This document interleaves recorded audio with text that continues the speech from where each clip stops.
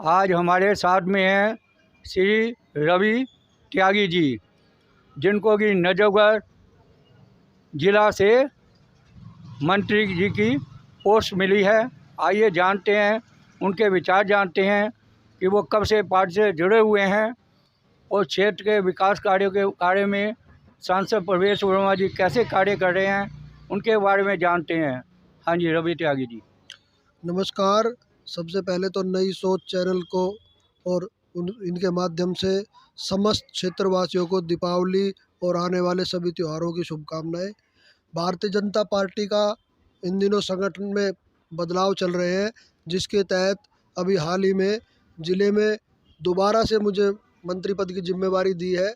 मैं इससे पहले भी 3 साल भारतीय जनता पार्टी नजफगढ़ जिला में मंत्री की दायित्व पर था और उसके लिए मैं अपने नेतृत्व और अपने जिलाध्यक्ष और प्रदेश नेतृत्व और अपने लोकप्रिय सांसद भाई प्रवेश वर्मा जी का हार्दिक आभार व्यक्त करता हूं।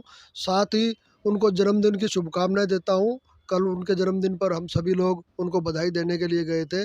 और जहां तक हमारे सांसद जी की बात है, इस पश्चिमी दिल्ली लोकसभा क्षेत्र में उन्होंने ऐसे ऐसे ऐतिहासिक कार्य किए हैं कि जिनको एक लकीर उन्होंने जो खींची है, आने वाले वर्षों में उस लकीर को कोई पार नहीं कर सकता।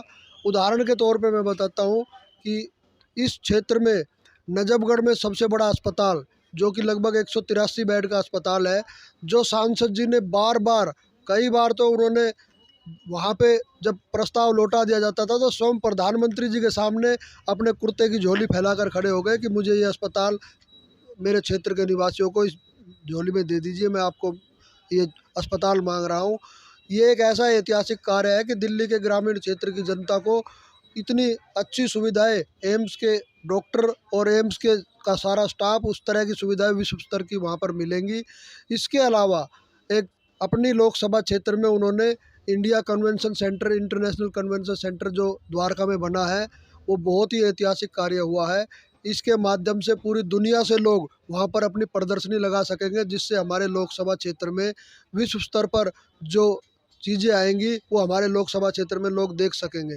साथ ही द्वारका में बहुत ही शानदार कई स्पोर्ट्स कॉम्प्लेक्स, साथ ही इसके बाद दिल्ली की तीसरी रिंग रोड, जिसको तीसरी रिंग रोड के नाम से जानते हैं, अर्बन एक्सटेंशन रोड सेकंड, जो कि अब एयरपोर्ट से और दिल्ली के बाहर तक जाने वाले सभी क्षेत्रों में, चाहे वो गुड़गांव की तरफ जाना हो या पानीपत या बहादुरगढ़ की तरफ, आप 10-15 मिनट में दिल्ली के किसी भी जाम में ना फंसते हुए सीधे निकल जाएंगे।